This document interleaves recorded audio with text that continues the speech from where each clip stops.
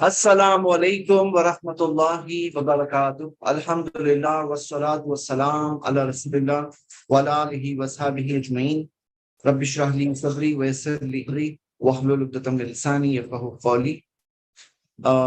الحمد للہ ہماری قرآن اسٹڈی کلاس میں ہم سورہ بقرہ میں پہنچے ہیں۔ جسٹ 1 منٹ لگے گی مجھے، میں اسکرین شیئر کر دوں۔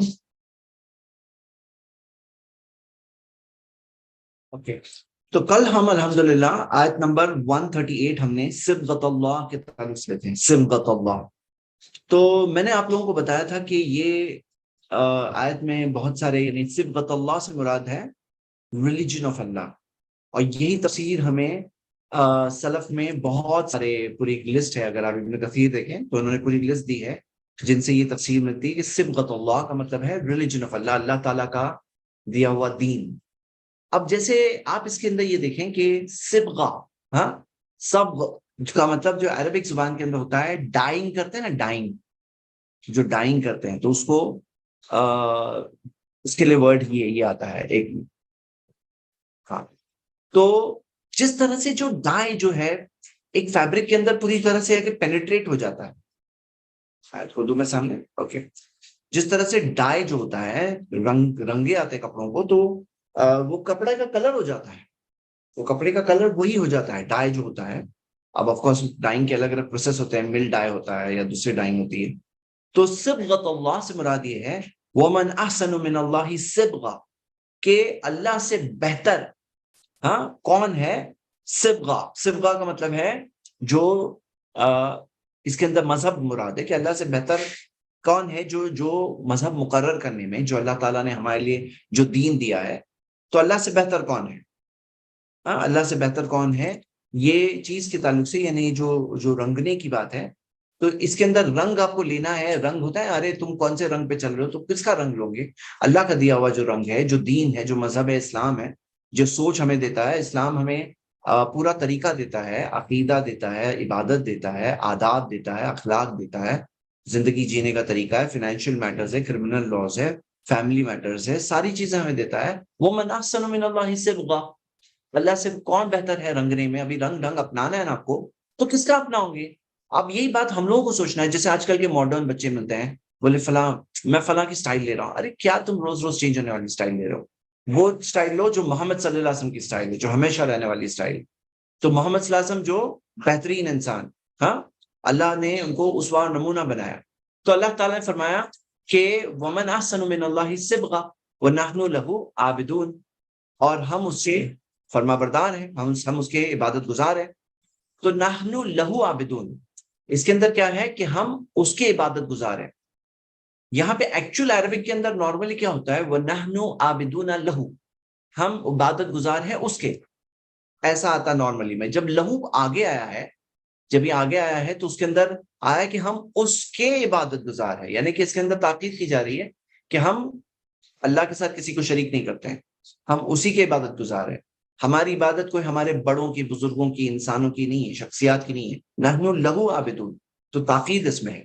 اور ایک پوائنٹ اس میں یہ ہے، صبغۃ اللہ جو ہے، صبغۃ اللہ، تو صبغۃ اللہ جو منصوب دکھ رہا ہے حالت نصب میں، یعنی کہ اس کے اندر فتحہ دکھ رہا ہے، صبغۃ جو دکھ رہا ہے، تو پتہ چل رہا ہے کہ یہ کوئی چیز کا مفعول ہے، اس کے پہلے کوئی فعل ہے جو محذوف ہے، یعنی کہ ہڈن ہے، مطلب ان دا سینس کوئی ورب ہے۔ یہ صبغۃ اللہ یعنی کہ اللہ تعالیٰ یہ نے ہمیں، ہمارے لیے مقرر کیا ہے، یہ اللہ تعالیٰ نے مقرر کیا ہے۔ مفسرین نے اس میں الگ الگ باتیں بتائیے کہ صبغۃ اللہ، اللہ تعالیٰ کی طرف سے یہ جو دین مقرر کیا گیا ہے، صبغۃ اللہ، ومن احسن من اللہ صبغہ۔ تو یہ سوچ ہم لے جائیں، سوچ کہ دنیا کے دوسروں کے طور طریقے وغیرہ لینے کی جگہ ہم کس کا لیں گے؟ ہم اللہ سبحانہ تعالیٰ کا بتایا ہوا طریقہ لیں گے، ہم دوسروں کے رنگنے والی باتیں نہیں لیں گے۔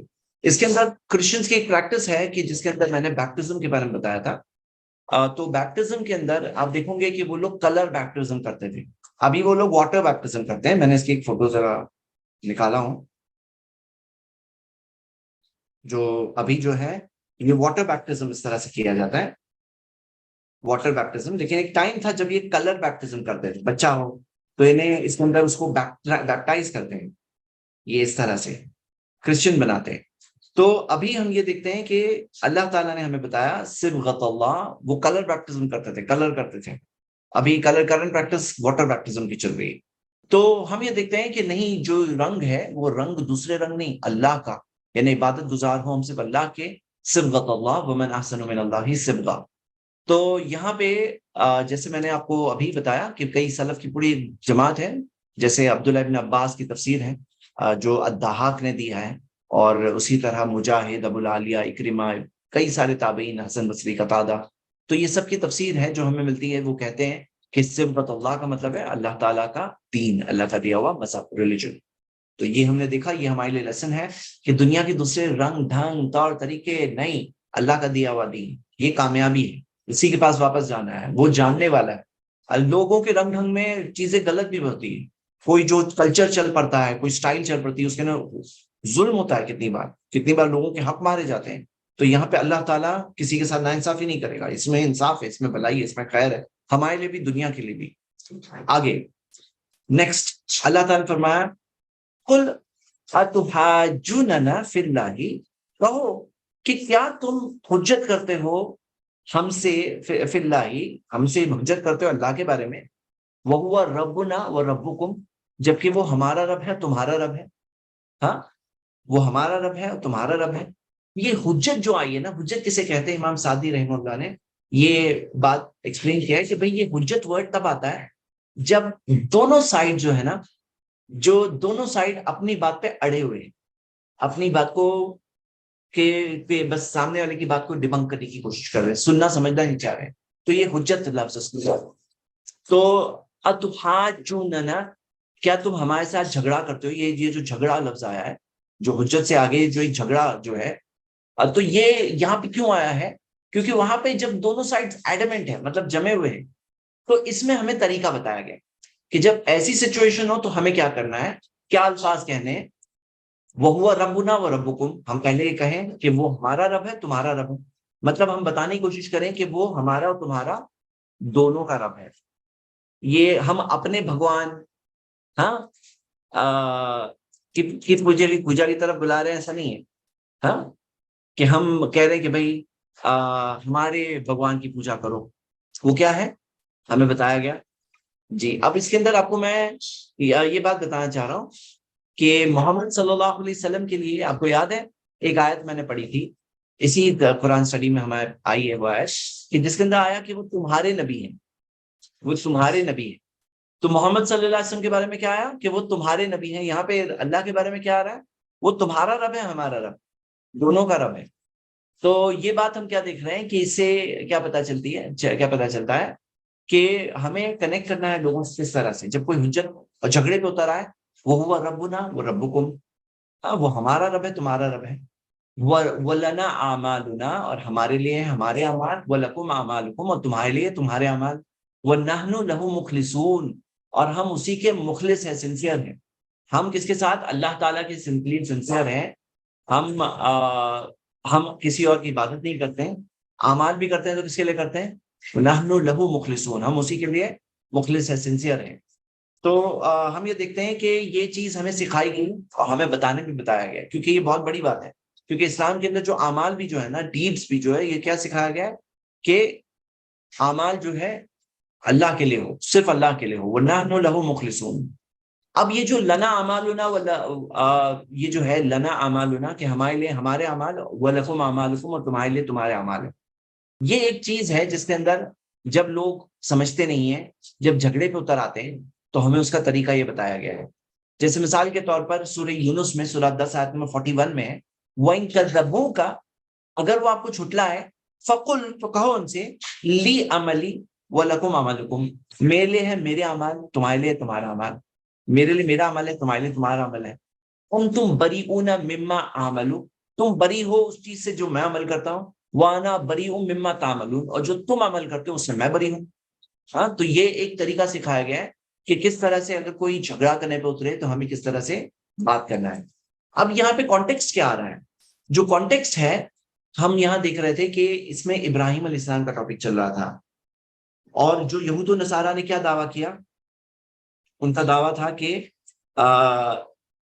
وہی لوگ ہدایت یافتہ ہیں کونوا ہودن اور نصارا تہتدوا، اگر یہودی اور نصارا ہوں گے تو ہی تم ہدایت یافتہ ہوں گے، یہ ان کا دعویٰ تھا۔ تو الگ الگ طریقے سے بتانے کے بعد لاسٹ ایسے لوگوں کو کے تعلق سے بتایا گیا۔ اب دیکھو یہ بہت بیوٹیفل آرگیومنٹس تھے ان کی بات کو ایکسپلین کرنے کے لیے، لیکن لاسٹ میں کیا سکھایا گیا ہے، مطلب لاسٹ میں یعنی کہ آرگیومنٹ کا ایک اینڈنگ میں اگر کوئی نہیں سمجھ رہا ہے کوئی بھی چیز، تو بھی ایک گریسفل اچھا طریقہ کیا ہے کہ وہ ربنا اور ربکم، وہ میرا رب بھی ہے، تمہارا رب بھی ہے، ہمارا رب بھی اللہ، تمہارا رب بھی ہے، اور میرے اعمال میرے لیے ہیں، تمہارا اعمال تمہارے لیے ہے، مطلب جو میں کر رہا ہوں مجھے اللہ کو جواب دینا ہے، جو تم کر رہے ہو وہ تمہیں تو اللہ کو جواب دینا ہے۔ ٹھیک ہے، تو یہ ایک آرگومنٹ یہاں پہ ہوا۔ آگے ہم دیکھتے ہیں نیکسٹ، ہم تقولون ان ابراہیم و اسماعیل و اسحاق و یعقوب والاسباط کانوا ھدی و نصارا۔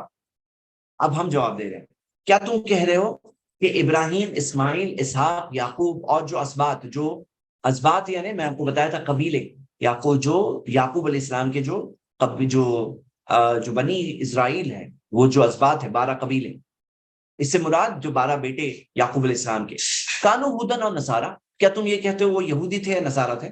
سوچو کتنا سالڈ آرگومنٹ ہے۔ کیا تم یہ کہتے ہو کہ ابراہیم، اسماعیل، اسحاق، یعقوب اور جو اسباط تھے کیا وہ یہودی تھے یا نصارہ تھے؟ اگر وہ کہتے ہیں کہ کامیاب ہونے کے لیے یہودی ہونا پڑے گا، تو ابراہیم علیہ السلام یہودی تھے کیا وہ کیا وہ کرسچن تھے، کیا نصارہ تھے کیا؟ آپ کو پتا ہے کہ یہودی ورڈ کا اوریجن کہاں سے ہے؟ خدنا سے ہے، جو موسیٰ علیہ السلام کے زمانے میں سٹارٹ ہوا ورڈ یہ استعمال ہونا۔ تو یہ ہودن اور نصارہ جو ہے نا، تو یہ یہودی اور نصارہ یہ ورڈ جو ہے یہ بات کا ہے، نصارہ کرسچنز یہ بات کا ورڈ ہے۔ تو ابراہیم علیہ السلام کون تھے؟ ہم ابراہیم علیہ السلام کو فالو کر رہے ہیں۔ اب یہاں پہ قبلہ کے ٹاپک کی طرف ہم بڑھ رہے ہیں، اور ابراہیم علیہ السلام نے کعبہ تعمیر کیا، تعمیر کا ڈسکشن آ چکا ہے، اور پھر اللہ تعالیٰ نے فرمایا قل اانتم اعلم ام اللہ، کہو کہ کیا تم جانتے ہو یا اللہ جانتا، کیا تم جانتے ہو یا اللہ جانتا ہے؟ انتم اعلم ام اللہ، یہ جو بات ہے طریقہ ہے کہ کیا تم جانتے ہو اللہ جانتا ہے، اس کے آگے آپ دیکھوں گے کوئی جواب نہیں دیا، یعنی جواب نہیں دیا ہوا، اور یہ قرآن کی پرٹیکولر سٹائل ہے کہ جس کے اندر کئی بار ایسے سوال آتے ہیں۔ اور اگر آپ دیکھو امام السعدی جنہوں نے تفسیر السعدی لکھی ہے، ان کی جو کتاب ہے قواعد الحسان بیوٹیفل رولز، اس کے اندر وہ ایک رول بتاتے ہیں، وہ بتاتے ہیں یہ ایک رول ہے، اور اس کی شرح کامنٹری ان کے فیمس اسٹوڈنٹ امام السعدی کے فیمس اسٹوڈنٹ کون؟ شیخ ابن عثیمین، جو سعودی کے گرینڈ مفتی رہ چکے ہیں، ان کے ٹیچر ہیں امام السعدی، تو ان کے اسٹوڈنٹ ابن عثیمین نے کامنٹری کی ہے، شرح قواعد الحسان، انگلش میں بھی اویلیبل ہے۔ سو اس کے اندر آتا ہے کہ یہ انہوں نے رول بتایا ہے کہ قرآن میں اللہ سبحانہ و تعالیٰ کئی بار ایسے سوال پوچھتے ہیں، اور کچھ حد تک انہوں نے تفسیر سعدی میں بھی ایکسپلین کیا ایسے کہ اللہ تعالیٰ کئی بار ایسے سوال پوچھتے ہیں جس میں جواب نہیں دیا۔ کیوں جواب نہیں دیا؟ کیونکہ جواب اتنا آبویس ہے، اتنا کلیئر ہے، اتنا بلیٹنٹ ہے، اتنا واضح ہے کہ یہاں پہ جواب بھی دینے کی ضرورت نہیں۔ کہ جیسے مثال کے طور پہ کوئی کہے کہ بھائی رات میں زیادہ روشنی ہوتی ہے، دن میں زیادہ روشنی ہوتی ہے، بتانے کی ضرورت ہے کیا؟ آگ گرم ہے کہ پانی گرم ہے، بتانے کی ضرورت ہے؟ تو اسی طرح شرک بہتر ہے کہ توحید بہتر ہے؟ تو ایسے کئی آرگیومنٹس ہوتے ہیں قرآن میں، کئی بار ایسے سوال آپ پڑھو گے نا، سوال دیا کبھی مطلب وہ جواب دینے لائق بھی نہیں ہے وہ بات، مطلب وہ سوال ایسا ہے نا کہ جواب دینے لائق بھی نہیں ہے کہ جواب دے۔ یہ ایک طریقہ ہے قرآن میں، آپ دیکھو گے کئی سارے ایسے سوال ہوتے ہیں، اور آپ کئی بار دیکھو گے قرآن میں یہ سٹائل ہے اللہ تعالیٰ کے کلام میں، کئی بار کچھ باتیں کہی جاتی ہیں اور یہ بلاغت میں بھی آتا ہے، یہ کس میں؟ ایلوکوینس میں آتا ہے، بلاغت میں، کہ ہر چیز بتاؤ، اے ہے، یہ بی ہے، یہ بچے والی کتاب، مطلب کچھ چیزیں انسان خود سمجھے، اتنا واضح ہے۔ اور خاص طور سے امام سعدی بولتے ہیں کہ ایسے سوال آپ خاص طور سے دیکھو گے ایمان اور کفر، توحید اور شرک، ایسے ٹاپکس پہ ایسے سوال آپ کو ملیں گے۔ تو ومن ازلم، اللہ تعالیٰ نے پھر کہا قل انتم اعلم ام اللہ، کیا تم بہتر جانتے ہو کہ اللہ بہتر جانتا ہے؟ جواب دینے کی ضرورت نہیں، انڈرسٹوڈ، اللہ ہی بہتر جانتا ہے۔ ومن ازلم ممن کتم شہادۃ عنده من اللہ، اس سے بڑا ظالم کون ہے جو چھپائے گواہی جو اس کے پاس اللہ کی طرف سے ہے۔ اب یہاں پہ جو گواہی کو چھپاتا ہے، جو اللہ تعالیٰ کی طرف سے شہادت اس کے پاس ہے، گواہی اللہ کے پاس ہے، جو اس کو چھپاتا ہے، اللہ تعالیٰ نے کہا اس سے بڑا ظالم کون ہے؟ سب سے بڑا ظالم تو یہی ہے، سب سے بڑا ظالم یہ شخص ہے، کون؟ جو کتم شہادۃ عنده من اللہ وما اللہ بغافل عما تعملون، جو وہ کرتے ہیں اس چیز سے جو تم کرتے ہو، تعملون جو تم کرتے ہو اس چیز سے اللہ غافل نہیں۔ اب یہاں کیا کہا جا رہا ہے؟ یہاں پہ آپ یہ دیکھیے کہ اللہ سبحانہ تعالیٰ نے جب یہ کہا کہ اللہ غافل نہیں ہے عما تعملون، جو تم کر رہے ہو ایک وارننگ ہے، اس میں ایک وارننگ دکھ رہی ہے آپ کو. اور اس کے اندر ہم یہ دیکھ رہے ہیں کہ اللہ سبحانہ تعالیٰ نے یہاں پہ ایک بات جو بتائی ہے کہ جو شہادتاً عندہ من اللہ، جو اس کے پاس گواہی اللہ کی طرف سے ہے، جو اسے چھپا ہے، اس سے بڑا ظالم کوئی نہیں ہے. یہاں پہ ڈائریکٹ کانٹیکس میں کسے کہا جا رہا ہے؟ یہ یہود و نصارہ کو کہا جا رہا ہے کہ ان کے پاس پیشن گوئی تھی، پروفیسی تھی اللہ کے نبی صلی اللہ علیہ وسلم کے بارے میں، انہوں نے اس پیشن گوئی کو چھپایا. ان کے پاس اتنا حق تھا کہ وہ پہچان سکتے تھے، اسے قبول کر سکتے تھے، اس کا ساتھ دے سکتے تھے، اس کو سپورٹ کر سکتے تھے، انہوں نے چھپایا. تو پھر اللہ تعالیٰ نے کہا سب سے بڑا ظالم وہ ہے. کیسے سب سے بڑا ظالم ہے؟ کیونکہ جو حق ہے جس کے پاس، اور وہ حق کو جانتے ہوئے چھپائے اور سامنے والے کو محروم کرے، اتنے سارے لوگوں کو محروم کرے، سب سے بڑا ظالم وہی ہے. مثال کے طور پر اگر آپ کو پتا ہے کہ یہاں پہ ایک مین ہول گٹر کھلا ہوا ہے اور کوئی چل رہا ہے، اس کی نظر نہیں ادھر، اب آپ کو پتا ہے، آپ نے نہیں بتایا اس کو، جانے دو اس کو، تو یہ کیا ہے؟ ظلم ہے کہ نہیں ہے؟ یہاں پہ یہ سب سے بڑی حقیقت کہ جو لوگ مر رہے ہیں، جو لوگ شرک کر رہے ہیں، وہ لوگوں کو پتا ہونا چاہیے شرک سب سے بڑا ظلم ہے. اور پھر جو یہ چھپاتا ہے وہ کیا ہے؟ سب سے بڑا ظالم ہے. اللہ تعالیٰ کا ومن اظلم، اس سے بڑا ظالم کون ہے؟ بتاؤ، اس سے بڑا ظالم کون ہے؟ اب یہ سب آیت جو پڑھ رہے ہیں، میں نے آپ کو کئی بار کہا ہے کہ ہمیں اپنے آپ کو فوکس میں رکھنا چاہیے. آج ہم دیکھیں کہ یہ چھپانے کا کام وہ لوگوں نے جو کیا، لیکن آج ہم لوگ کر رہے ہیں مسلمان. ہمارے پاس جو گواہی اللہ کی طرف سے، وہ گواہی کیا ہم لوگوں تک پہنچا رہے ہیں؟ ہمیں اللہ تعالیٰ نے شہداء علی الناس بنایا، لوگوں کے لیے گواہ بنایا، کیا ہم وہ گواہی کو پہنچا رہے ہیں؟ تو نہیں پہنچا رہے. تو آج وہ ظلم کی چیز کس پہ آ رہی ہے؟ ہم پہ بھی آ رہی ہے. ہم بھی چھپا رہے ہیں. مسلمان جو ہے عام طور پہ چھپا رہے، نہیں بتاتے ہیں، لوگوں کو بتانا نہیں چاہتے. تو ہمیں ڈرنا چاہیے. سب سے بڑا ظالم وہ ہے اللہ تعالیٰ نے. اور پھر کہا وَمَا اللَّهُ بِغَافِلٍ عَمَّا تَعْمَلُونَ، جو تم کرتے ہو اس چیز کے تعلق سے اللہ غافل نہیں ہے. مطلب اللہ تعالیٰ کو پتا نہیں ہے، ایسا نہیں ہے. اللہ کو سب پتا ہے، سب پتا ہے. اللہ تعالیٰ تمہیں مہلت دیتا ہے، اس سے یہ مت سمجھو کہ تمہارا حساب نہیں ہونے والا ہے. آیت نمبر 141 میں آتے ہیں. اللہ تعالیٰ نے فرمایا تِلْكَ أُمَّةٌ قَدْ خَلَتْ، کہ یہ وہ لوگ ہیں جو گزر چکے، لہا ما کسبت، اس کے لیے ہے جو انہوں نے کمایا. وہ امت کے لیے، وہ لوگوں کے لیے جو انہوں نے کمایا. وَلَكُمْ مَا كَسَبْتُمْ، اور تمہارے لیے ہے جو تم نے کمایا. وَلَا تُسْأَلُونَ عَمَّا كَانُوا يَعْمَلُونَ، تم سے نہیں پوچھا جائے گا ان چیزوں کے متعلق جو وہ کرتے تھے، جو وہ کرتے تھے اس کے بارے میں تمہیں نہیں پوچھا جائے گا. تو یہ آیت سیکنڈ ٹائم ریپیٹ ہو رہی ہے، 134 میں آلریڈی آ چکی ہے. اور یہ ریپیٹ اس طرح سے ہے تاکہ کوئی اگر تھوڑی بھی امید رکھ رہا ہو کہ کوئی ہے خاندان، نسب، یہ سارے لینج یہ ہے ہمیں بچائیں گے. جیسے یہ پرابلم تھا ان کا پرابلم کیا تھا یہودیوں کا، کہ ہم بنی اسرائیل ہیں، اسرائیل کی طرف نسبت ہے، اسرائیل کا طریقہ نہیں سیکھ رہے ہیں، چل رہے ہیں، خود کے ایمان اور عقیدے میں فیل ہو رہے ہیں. اور ان کو خاندان کا، اپنے پوروجوں کا بہت بڑا غرور تھا. پوروج آج بھی بہت سارے لوگ ہیں، پوروج، ہمارے پوروجوں کا طریقہ. تو پوروج کا معاملہ کیا ہے؟ یہ وہ لوگ ہیں گزر چکے ہیں، ان کے لیے ہے جو انہوں نے کیا. تمہارے لیے جو تم کرتے ہو، ان کے تعلق سے تمہیں نہیں پوچھا جائے گا. ہاں، ان کے تعلق سے تمہیں نہیں پوچھا جائے گا، ہمیں ہمارے تعلق سے پوچھا جائے گا. مطلب ہمیں ہمارا جواب دینا ہے. کئی سارے لوگ ہوتے ہیں نا، بھائی ہمارے دادا پردادا یہ راستے پہ تھے، ان سے ان کا پوچھا جائے گا، تم سے تمہارا پوچھا جائے گا. یہ بات بہت ضروری بات ہے یہاں پر.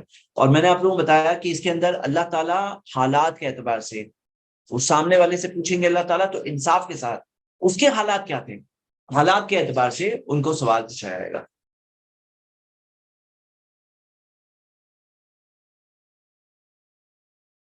اللہ سبحانہ تعالیٰ نے آگے فرمایا آیت نمبر 142، سَيَقُولُ السُّفَهَاءُ مِنَ النَّاسِ، لوگوں میں جو بیوقوف لوگ ہیں، ہاں، سَيَقُولُ یعنی ان قریب وہ پوچھیں گے. یہ قرآن کی ایک اور پیشن گوئی ہے، اور یہ پیشن گوئی بھی پوری ہوئی. قبلہ تبدیل ہونے سے پہلے اللہ تعالیٰ نے بتا دیا کہ کچھ بیوقوف لوگ یہ سوال پوچھیں گے من الناس. اگر وہ لوگ نہیں پوچھتے نا سوال تو یہ بات غلط ثابت ہوتی. لیکن اللہ تعالیٰ نے کہا بہت جلد وہ کچھ بیوقوف لوگ پوچھیں گے. السفہاء، بیوقوف کہا گیا، من الناس، لوگوں میں بیوقوف لوگ. ما ولاہم عن قبلتہم التی کانوا علیہا، کہ کس چیز نے ان کو پلٹایا اس قبلے سے جس پہ وہ تھے، جو قبلے پہ وہ تھے اس چیز سے کس نے ان کو پلٹایا. ما ولاہم، کیا کس نے پلٹایا، کیا وجہ سے پلٹ گئے وہ لوگ جو قبلے پہ تھے. اب یہ کانوا علیہا جو ہے نا، جس قبلے پہ وہ تھے، کون سا قبلہ تھا وہ؟ جیروسلم، بیت المقدس. اور میں نے آپ لوگوں کو پہلے بتایا تھا کہ اللہ کے رسول صلی اللہ علیہ وسلم جب مکہ میں تھے تو بیت المقدس کی طرف ہی نماز پڑھتے تھے، لیکن کعبہ کو بیچ میں رکھتے تھے. تو قبلہ ان کا کعبہ بھی ہوتا، بیت المقدس بھی ہوتا، دونوں طرف وہ رک کرتے تھے، بیت المقدس تو بیچ میں کعبہ ہوتا. تو اتنا بڑا پرابلم نہیں تھا. پرابلم کہاں ہوا؟ مدینہ میں آنے کے بعد. مدینہ میں آنے کے بعد چوز کرنا پڑا یا تو بیت المقدس یا کعبہ. اب کیا تھا؟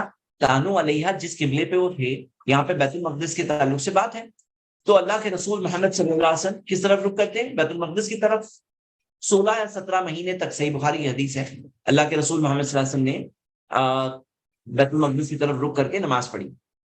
اور پھر کیا ہوا؟ پھر آیت نازل ہوئی تبدیلی کے تعلق سے. لیکن یہ آیت جو ہم پڑھ رہے ہیں یہ خود قبلہ چینج ہونے سے پہلے آئے.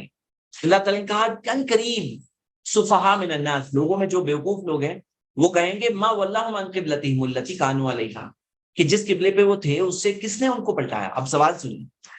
تو اللہ تعالیٰ نے اس سوال کا جواب دیا 3 طریقے سے. 3 طریقے سے سوال کا جواب دیا گیا. اور اگر آپ دیکھو گے کہ جو جواب جو دیا گیا ہے جو 3 طریقوں سے، اس کے اندر پہلی بات یہ کہی گئی ہے کہ یہ سوال کون پوچھ رہا ہے؟ بیوقوف لوگ پوچھیں گے.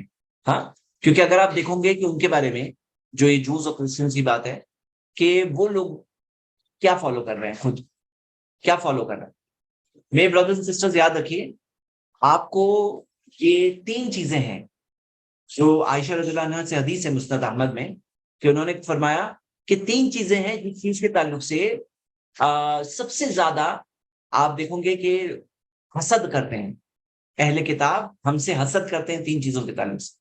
اور میں 3 چیزوں میں سے میں نے ابھی جسٹ 2 دن پہلے میں کسی سے بات کر رہا تھا، ایک غیر مسلم سے، تو اس کے ورڈز میں یہی بات آئی. ہاں، کیا آئی؟ عائشہ رضی اللہ عنہا فرماتی مسند احمد میں حدیث ہے انہم لا یحسدوننا علی شیء کما یحسدوننا علی یوم الجمعہ، کہ وہ لوگ ہم سے کسی چیز سے اتنا حسد نہیں کرتے ہیں جتنا جمعہ کے دن کے تعلق سے. التی ہدانا اللہ لہا، جس کی ہدایت اللہ نے ہمیں دی. تو ایک بھائی وہ کہہ رہا تھا، بولے آپ لوگ تو جمعہ میں سب لوگ آ جاتے جمع ہوتے، بولے ہم لوگ جمع کرنا چاہتے ہیں نا تو بہت کوشش کرے تو بھی سب نہیں آتے. ہمارے فالوورز جو ہمارے مذہب والے سب آ جاتے ہیں جمعہ میں، مطلب تقریباً الحمدللہ. تو یہ جمعہ جو ہے یہ اس چیز کے تعلق سے لوگوں کو لگتا ہے ارے الحمدللہ اتنا اچھا موقع ہمارے پاس، ہم مسلمانوں کے پاس ہے، تعلیم اور تربیت نصیحت کا اتنا اچھا موقع ہوتا ہے. تو فرسٹ چیز. دوسری چیز اس کے اندر کیا تھا ان کا معاملہ؟ وَضَلُّوا عَنْهَا عَلَى الْقِبْلَةِ الَّتِي هَدَانَ اللَّهُ، اللہ کہ وہ اس چیز کے تعلق سے بھٹک گئے اس صحیح قبلے کے تعلق سے جس چیز میں اللہ نے ہمیں ہدایت دی. تو ہمارا کیا قبلہ ہے؟ ہمارا جو قبلہ جو مسجد حرام ہے جو ابراہیم علیہ السلام نے بنایا، ان کے پردادا جن کو سب لوگ رسپیکٹ کرتے ہیں، ابراہیم علیہ السلام نے بنایا. تو یہ قبلہ کے تعلق سے بھی لوگ حسد کرتے ہیں. کیوں؟ پورے دنیا کے مسلمان ہر طرف سے رک کر کے کس طرف کرتے ہیں؟ رک کعبہ کی طرف. یعنی یونٹی دیکھیے آپ، سارے مسلمان دنیا میں جہاں کہیں ہو ایک ہی قبلہ ہے ہمارا، پہلے قبلہ. اور دیکھو کیا ہوتا ہے کہ کئی بار ہوتا ہے مسلمانوں میں اختلافات آتے ہیں اور کچھ لوگ شرک بدعت غلط چیزیں وہ راستے پہ چلے آتے ہیں، صحیح راستے سے بھٹک جاتے ہیں، لیکن قبلہ یونائٹڈ رہتا ہے. پہلے قبلہ یونائٹڈ ہوتا ہے، اور یہ قبلہ کی یونٹی کی وجہ سے ہمارے پاس ایک موقع ہوتا ہے کہ جو لوگ غلط راستوں پہ گئے وہ ایک دوسرے کے ساتھ ہم ان کے ساتھ شیئر کر سکتے ہیں، کیونکہ وہ اہل قبلہ ایک چیز بائنڈ کر رہی ہے ہمیں. تو یہ چیز کے تعلق سے بہت حسد ہوتا ہے.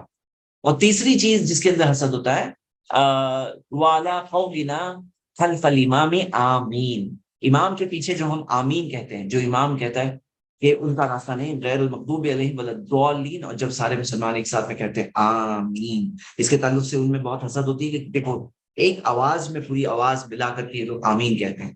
تو یہ کیا ہوتا ہے؟ اس چیز کے تعلق سے بھی ان میں بہت حسد ہے. یہ ہمیں عائشہ رضی اللہ عنہا نے اس حدیث میں بتایا، بہت پیاری حدیث ہے نا. آگے ہم یہ دیکھتے ہیں کہ قبلے کی بات چل رہی تھی تو اللہ تعالیٰ نے فرمایا سیقول السفہاء من الناس، وہ جو بیوقوف لوگ جو کہتے ہیں، اس کے اندر اللہ تعالیٰ نے 3 طریقے سے جواب دیا ہے. ہاں 3 طریقے. فرسٹ طریقہ ان کو بتایا کہ تمہارا سوال ہی غلط ہے، تم بیوقوف سوال ہے، مطلب یہ بہت ہی اگنورنٹ سوال. اگنورنٹ سوال کیوں ہے؟ آپ دیکھو آنسر دیا ہے قل للہ المشرق والمغرب، اللہ کا تو مشرق بھی ہے مغرب بھی ہے. مشرق کس کا ہے؟ اللہ کا ہے. مغرب کس کا ہے؟ اللہ کا ہے. ہم کون ہیں؟ بندے اللہ کے، ہے نا، ہم بندے اللہ کے. اب اللہ ہمیں مشرق ٹرن کرنے بولے مشرق کریں گے ٹرن، مغرب بولے مغرب، جو اللہ کہیں گے ہم مانیں گے. اللہ ہی کا مشرق ہے، اللہ ہی کا مغرب ہے، اس میں کیا پرابلم ہے؟ تو کتنا قل للہ المشرق والمغرب، آنسر کتنا کلیئر ہے. اور آپ ایک آیت تو ہم پہلے دیکھ چکے ہیں، فَإِنَّمَا تُوَلُّوا فَثَمَّ وَجْهُ اللَّهِ، تم جہاں کہیں پلٹو گے تم اللہ کا وجہ ہے. ہاں، فَثَمَّ وَجْهُ اللَّهِ، وہاں پر اللہ کا وجہ ہے. تو ہم پلٹ سکتے ہیں اس کے اندر. اور ایک اور آیت ہے اللہ تعالیٰ نے سورہ بقرہ کی ہم پڑھنے والے ہیں آگے، لَيْسَ الْبِرَّ أَن تُوَلُّوا وُجُوهَكُمْ قِبَلَ الْمَشْرِقِ وَالْمَغْرِبِ، نیکی یہ نہیں ہے کہ تم اپنے چہرے کو مشرق مغرب کی طرف کر لو، وَلَكِنَّ الْبِرَّ، بلکہ بر نیکی یہ ہے، من آمن باللہ، اور پھر لسٹ یہ ہے نیکی تو یہ ہے کہ تم اللہ پہ ایمان لاؤ. مطلب کیا ہے کہ اللہ تعالیٰ جو ہمیں حکم دے گا وہ کریں گے. روز اگر اللہ کہتا ہے آج یہ کوئی قبلہ ہے آج وہ قبلہ ہے تو ہم روز چینج کرتے ہیں، ہم اللہ کے بندے ہیں. تو نیکی اس چیز میں تھوڑی کہ قبلہ یہ ہو یا وہ ہو. ہاں، نیکی کیا ہے کہ اللہ پہ ایمان، مطلب اللہ کی فرما برداری، یہ ہے اصل نیکی. اللہ کی فرما برداری اصل نیکی ہے. تو یہ للہ المشرق والمغرب، یہ سیکنڈ آنسر ہو گیا. اور پھر اللہ تعالیٰ نے فرمایا یہدی من یشاء الی صراط مستقیم، اللہ جسے چاہتا ہے سیدھے راستے کی ہدایت دیتا ہے. تو یہ اللہ نے ہمیں ہدایت دی وہ قبلے کی جس سے وہ لوگ بھٹک گئے، اور جو قبلہ ابراہیم علیہ السلام کا قائم کیا ہوا قبلہ ہے تو ہم وہ قبلے کی طرف رخ کیا ہم نے. تو یہ کیا ہے؟ یہدی من یشاء الی صراط مستقیم. اس میں ہم دیکھتے ہیں ایک اور بہت بیوٹیفل پوائنٹ ہے. آج کچھ لوگ ایسے آئے ہیں جو کہتے ہیں کہ ہم لوگ حدیث کو نہیں مانتے، صرف قرآن کو مانتے ہیں، صرف قرآن.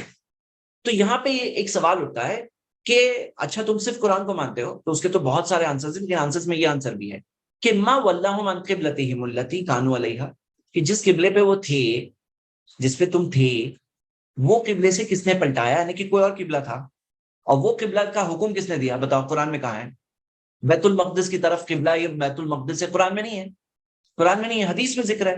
حدیث میں ذکر ہے نبی صلی اللہ علیہ وسلم نے 16-17 مہینے تک بیت المقدس کی طرف نماز پڑھے اور پھر قبلہ تبدیل ہوا. تو کوئی کہتا ہے میں صرف قرآن کو مانتا ہوں، تو یہاں پہ اس کے لیے بہت بڑا پرابلم ہے. یہاں پہ تو ایک ایسی چیز ذکر ہے جو قرآن میں ہے ہی نہیں.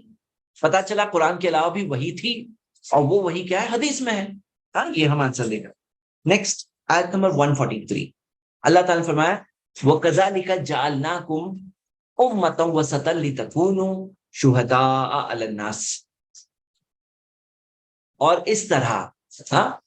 اس طرح جعلناکم امۃ وسطا، ہم نے تمہیں امت وسطی بنایا، امت وسط بنایا. وسطی یعنی درمیانی امت. ہم نے تمہیں درمیانی امت بنایا. کیوں بنایا؟ ہم آگے پڑھتے ہیں. پہلے یہ امت وسطی جو لفظ وسط آیا، وسطی سے آتا ہے، یعنی کہ مڈل، درمیان. اس کا کیا مطلب ہے؟ پہلے ہم وہ دیکھتے ہیں، پہلے ہم وہ پڑھتے ہیں کہ جو وسط جو ذکر ہے اس کے اندر کیا مطلب ہے. تو لفظ وسط دو معنی میں آتا ہے. ایک ہوتا ہے بیسٹ، بیسٹ کے معنی میں آتا ہے، سب سے زیادہ جس کی عزت ہو، وسط کہا جاتا ہے. ایک یہ سینس میں وسط استعمال ہو، اور دوسرا سینس میں استعمال ہوتا ہے درمیان. درمیان. تو جیسے فار ایگزامپل جنت فردوس کے بارے میں نبی صلی اللہ علیہ وسلم نے فرمایا فَإِنَّهُ أَوْسَطُ الْجَنَّةِ. اوسط کا مطلب بیسٹ، وہ جنت کا بیسٹ لیول ہے. تو وسط جو ہے بیسٹ کے اندر بھی آتا ہے. ہم نے آپ کو بیسٹ امت بنایا. تو سیکنڈ ہے درمیان، مڈل. مڈل کے سینس میں ہم کوئی بھی تشدد ایکسٹریمزم میں نہیں، ہم لوگ ایکسٹریمزم میں نہیں. جیسے آپ دیکھو گے جوز کہہ رہے ہیں عیسیٰ علیہ السلام جھوٹے ہیں، عیسیٰ علیہ السلام لائر ہے. کرسچنز کہہ رہے ہیں نہیں وہ گاڈ ہے. ہم درمیان میں ہیں. ہم کیا کہتے ہیں؟ وہ اللہ کے میسنجر ہیں اور سچے میسنجر ہیں. عیسیٰ علیہ السلام سچے پیغمبر تھے، اور ان کی نبوت کو ہم سارے نبیوں کو مانتے ہیں. اسی طرح آپ دیکھو گے جوز کے اندر اتنا زیادہ وہ لوگوں نے یعنی قانون کو اتنا اسٹرکٹ بنایا، کئی چیزیں خود حرام کی، کئی چیزیں جو ان کے لیے اتنا زیادہ سخت معاملہ. عیسائی اس کے اندر اتنے زیادہ سب قانون چھوڑ دیے، کوئی قانون ہی نہیں، اونلی گریس، نو لا. بولتے ہیں وہ لوگ فرنٹ کہ salvation is not on law, it's by grace. کوئی قانون ہی نہیں. یہاں پہ ہم درمیان میں ہیں کہ ہم اللہ کے دیے ہوئے قانونوں کو بھی فالو کرتے ہیں، اللہ کی رحمت سے بھی امید کرتے ہیں. درمیان میں آپ کئی چیزوں میں اسلام کے دیکھیں گے کہ اسلامک پوزیشن جو مسلمانوں کی پوزیشن وسطی درمیانی پوزیشن ہوتی ہے. تو دونوں سینس میں وسطی اپلائی ہوتا ہے کہ ہم درمیانی امت ہے. کس سینس میں؟ کہ ہم یعنی کہ ایکسٹریمز میں نہیں ہیں، ہم ایکسٹریمزم میں نہیں ہیں. اور دوسری چیز کیا ہے؟ ہم بیسٹ، اللہ تعالیٰ نے بیسٹ کا یہ لقب دیا ہے امت مسلمہ کو، محمد صلی اللہ علیہ وسلم کی امت کو. وَكَذَلِكَ جَعَلْنَاكُمْ أُمَّةً وَسَطًا لِتَكُونُوا شُهَدَاءَ عَلَى النَّاسِ، تاکہ آپ ہو جاؤ، تم سب ہو جاؤ لوگوں پر گواہ. شہداء علی الناس، لوگوں پر گواہ ہو جاؤ. تو شہداء گواہ ہو جاؤ، یہ کیا مطلب ہے؟ تو گواہ ہو جاؤ کے تعلق سے بہت مشہور حدیث ہے، صحیح بخاری کے اندر لمبی قیامت کے دن کے تعلق سے حدیث ہے. اور جب پچھلی قوموں کے جو انبیاء ہے وہ اللہ تعالیٰ جب ان سے پوچھے گا کہ کیا تم نے پیغام پہنچایا، اور جب ان کے لوگوں کو پوچھے گا تو وہ لوگ کہیں گے نہیں پہنچایا، تو تب وہ انبیاء تو کہیں گے کہ میں نے پہنچایا، لیکن کون گواہی دے گا؟ محمد صلی اللہ علیہ وسلم کی امت دیں گے کہ ہمارے پاس جو وحی قرآن ہے یہ اس میں جو ذکر ہے اس کے بیسس پہ ہم گواہی دیں گے کہ ہاں انہوں نے پہنچایا. تو یہ ایک میننگ، ایک سینس بتایا گیا ہے. سیکنڈ سینس میں یہ بھی ہے کہ ہمیں دین کی دعوت لوگوں تک پہنچانا ہے، گواہی اللہ کی دی ہوئی گواہی لوگوں تک پہنچانا ہے. جو اس سے 2 آیت پہلے جو آیت چلے نا کہ ومن اظلم ممن کتم شہادۃ عنده من اللہ، اس سے بڑا ظالم کون ہے؟ جو چھپائے جو گواہی اس کے پاس اللہ کی طرف سے. تو یہ گواہی جو اللہ کی طرف سے گواہی ہے پہنچانا، تو شہداء علی الناس، تو ہم گواہ ہوتے ہیں، ہم گواہ ہوتے ہیں کہ اللہ ایک ہے، محمد صلی اللہ علیہ وسلم اللہ کے سچے رسول ہے، قرآن اللہ کی کتاب ہے. تو شہداء علی الناس یہ سیکنڈ سینس میں ہو گیا. تھرڈ سینس کے اندر ہم جو بولتے ہیں تو ہم گواہ بھی ہیں. تو جیسے آپ دیکھو گے کہ ایک شخص کا انتقال ہوا تھا اور اس کے بارے میں لوگ کہنے لگے کہ فلاں نیک فلاں فلاں ایسا شخص تھا. تو ان کے بارے میں عمر رضی اللہ عنہ کا قول، انہوں نے کہا وجبت، واجب ہو گیا. یعنی کیوں؟ کیونکہ ہم شہداء علی الناس، تو لوگ جو گواہی دیتے ہیں اس کی ویلیو اللہ کے نزدیک. اور گواہی دیتے ہیں، کوئی کہے کہ ارے بھائی کوئی شخص کے بارے میں کوئی ہو سکتا ہے غلط جھوٹ بات بولے، تو یہاں پہ جو امت مسلمہ ہے یہ پوری امت کی بات ہو رہی ہے، ایک جنرل بات ہو رہی ہے. اس سے ایک اور قاعدہ، ایک بہت بیوٹیفل قاعدہ ملتا ہے کہ قاعدہ یہ ہے کہ سارے مسلمان جب گواہ ہوتے ہیں نا، جب سارے مسلمان گواہ ہوتے ہیں نا، وہ اس کے اندر جنرل جو، تو وہ چیز غلط نہیں ہوتی. یعنی اجماع کے دلائل، اجماع جو ہوتا ہے نا، آپ کو پتا ہے کہ سارے مسلمان جب گواہ اتفاق ہو تو وہ چیز غلط نہیں ہوگی. نبی صلی اللہ علیہ وسلم نے فرمایا میری امت گمراہی میں جمع نہیں ہوگی. تو یہاں پہ آپ دیکھیں گے کہ کذالک جعلناکم امۃ وسطا لتکونوا شہداء علی الناس. امام سعدی اپنی تفسیر میں کہتے ہیں اس چیز کے تعلق سے کہ یہ ایک اس امت کی جو گواہی ہے، یہ ایک منٹ میں جس ان کا سینٹینس بھی پڑھوں تو زیادہ بہتر رہے گا کہ جو پوری امت جب کوئی کہے تو اللہ نے ان کی حفاظت کی ہے غلط سے، جھوٹ سے، غلط سے ان کی حفاظت کی ہے. اور اللہ سبحانہ تعالیٰ فرشتوں، اللہ سبحانہ تعالیٰ، ہاں اس کے میں ہاں کہ کوئی چیز کی گواہی دینے کے لیے وہ لکھتے ہیں کہ کوئی چیز کی گواہی دینے کے لیے اس کے اندر یہ ضروری ہے، کیا ضروری ہے کہ کوئی چیز کے اندر گواہی دینے کے اندر یہ ضروری ہے کہ اچھے اخلاق و کیریکٹر کے ہو. تو اسی وجہ سے اللہ تعالیٰ نے پہلے کیا کہا؟ شہداء علی الناس سے پہلے کیا کہا؟ امت وسطیٰ کہا. کذالک جعلناکم امۃ وسطا لتکونوا، امت وسطیٰ کہا لتکونوا شہداء علی الناس. تو یہ گواہ کی بات آئی تو اس سے پہلے امت وسطیٰ کی بات آئی کہ امت وسطیٰ ہو، بیسٹ امت ہو، تم لوگوں پر گواہ ہو. تو گواہی دینے کے لیے کوئی صحیح کیریکٹر وہ پسند ہونا چاہیے. تو گواہی کے تعلق سے بات کہی گئی ہے. اور اس کے اندر چاہے ساری چیزیں جو ہے وہ اچھے اخلاق والے لوگوں سے، ان کے گڈ کیریکٹر والے لوگوں سے ایکسیپٹ کیا جائے گا. جیسے کہ ہم دیکھتے ہیں کہ اللہ تعالیٰ نے امت وسطیٰ کہا، پھر اس کے بعد یہ گواہی کے بارے میں کہا. اب آئیے آگے بڑھتے ہیں. یہاں پہ اللہ تعالیٰ نے فرمایا وَمَا جَعَلْنَا الْقِبْلَةَ الَّتِي كُنْتَ عَلَيْهَا إِلَّا لِنَعْلَمَ، وہ جو پچھلا قبلہ جس پہ تم تھے، پھر سے بات ذکر آ رہی ہے، پچھلے قبلے کی بات پھر سے ذکر آ رہی ہے. یہ اللہ تعالیٰ نے اسی لیے مقرر کیا تھا، اسی لیے مقرر کیا تھا إِلَّا لِنَعْلَمَ، تاکہ ہم جان لیں. اور آپ جان لیں کہ اللہ تعالیٰ سب چیز جانتا ہے. جب بھی اللہ تعالیٰ کہتے ہیں کہ ہم جان لیں، یعنی کہ ہم آزما لیں، مطلب آزمائش اللہ کی طرف سے. اللہ کو پہلے سے پتا ہے، اللہ تعالیٰ کو پہلے سے پتا ہے، آزمائش کے پہلے بھی پتا ہے. لیکن آزمائش اس لیے ہوتی ہے، ایگزام اس لیے ہوتا ہے تاکہ حجت قائم ہو جاتی ہے، تاکہ انسان کل یہ نہیں کہ اللہ موقع ملتا نا تو میں ایسا نہیں کرتا. اس کو موقع دیا اللہ نے دنیا میں کہ وہ کیا کرنا چاہتا ہے، اما شاکرن اما کفورا، چاہے تو شکر گزار بنو، چاہے تو انکار کرنے والے. تو یہ بات کو سمجھ لیجیے، جب بھی نعلم آتا ہے، جب بھی اللہ تعالیٰ کہتے ہیں کہ میں، تاکہ ہم جان لیں، ہاں تاکہ ہم جان لیں، جب یہ بات آتی ہے تو اس کے اندر جاننے کے بارے میں جب بات آتی ہے تو ایک بات یہ یاد رکھیے کہ اس کے اندر مراد آزما لے. تفسیر میں یہ بات ہم سمجھتے ہیں آزما لے. فل اسلام دیکھیں گے تو یہ بات ہے، اللہ کے پاس ساری چیزیں جانتا ہے، سب چیز پہلے سے لوح محفوظ میں لکھی ہوئی ہے، یعنی اورل بات نہیں ہے، ریٹن میں ہے موجود. اللہ کا علم یعنی کنفرمڈ ہے. ہاں ٹھیک ہے. تو اللہ تعالیٰ نے کیا فرمایا؟ یہ اللہ تعالیٰ قبلہ کیوں تبدیل کیا؟ تاکہ ہم آزما لیں. من یتبع الرسول ممن ینقلب علی عقبیہ، کہ کون رسول کی پیروی کرتا ہے اس کے کمپیر میں جو اپنی ایڑیوں تلے پلٹ جاتا ہے، ایڑیوں تلے پلٹ جاتا ہے. اور کون رسول کی پیروی کرتا ہے. یہ کیا تھا؟ آزمائش تھا. اب سوچو آزمائش میں اللہ تعالیٰ نے کتنی بڑی آزمائش, اور آپ کو کیا لگتا ہے جنت میں ایسے ہی چلے جاؤں گے؟ وَلَمَّا يَعْلَمِ اللَّهُ الَّذِينَ جَاهَدُوا مِنكُمْ وَيَعْلَمَ الصَّابِرِينَ. جب تک اللہ یہ نہ جان لے, یعنی یہ نہ آزما لے کہ کون ہے جو اللہ کے راستے میں جد و جہد کرتا ہے اور کون ہے جو صبر کرتا ہے, تو یہاں پہ ہم یہ جان دیکھتے ہیں کہ یہ آزمائش تھی, یعنی کہ جان بوجھ کے قبلہ بیت المقدس رکھا گیا تاکہ لِنَعْلَمَ مَن يَتَّبِعُ الرَّسُولَ مِمَّن يَنقَلِبُ عَلَىٰ عَقِبَيْهِ, کہ کون ہے جو رسول کی پیروی کرتا ہے اور کون ہے جو ایڑیوں طرح پلٹ جاتا ہے. سوچو کہ جب پورا کے پورا قبلہ چینج ہوا, امیجن کر سکتے ہو آپ, مسجد قبلہ لوگوں کے پاس بنی ہوئی ہے. اب سوچو اگر ہمارے زمانے میں ایسا ہوتا کہ سڈنلی خبر آئی کہ پورا قبلہ چینج ہو گیا, اب یہاں پہ قبلہ ہوگا, بیک سائڈ پورا فل 180 ڈگری چینج ہوا تھا وہاں پہ, مدینہ سے دیکھیں گے نا تو پورا 180 ڈگریز کا چینج تھا. تو کوشچن یہ ہے کہ اتنا بڑا امتحان اب ہمارے ساتھ ایسا ہونے والا ہے. جیسے میں آپ کو بار بار بولتا ہوں کہ اپنے اوپر بھی سوچا کرو, تو یہ ہمارے لیے قبلہ تو چینج نہیں ہونے والا ہے, پھر سے قبلہ تو فائنل ہو گیا, ابھی تو حرام ہی ہے, مسجد حرام ہی رہے گا, کعبہ ہی رہے گا قبلہ, ہاں یہی رہنے والا ہے.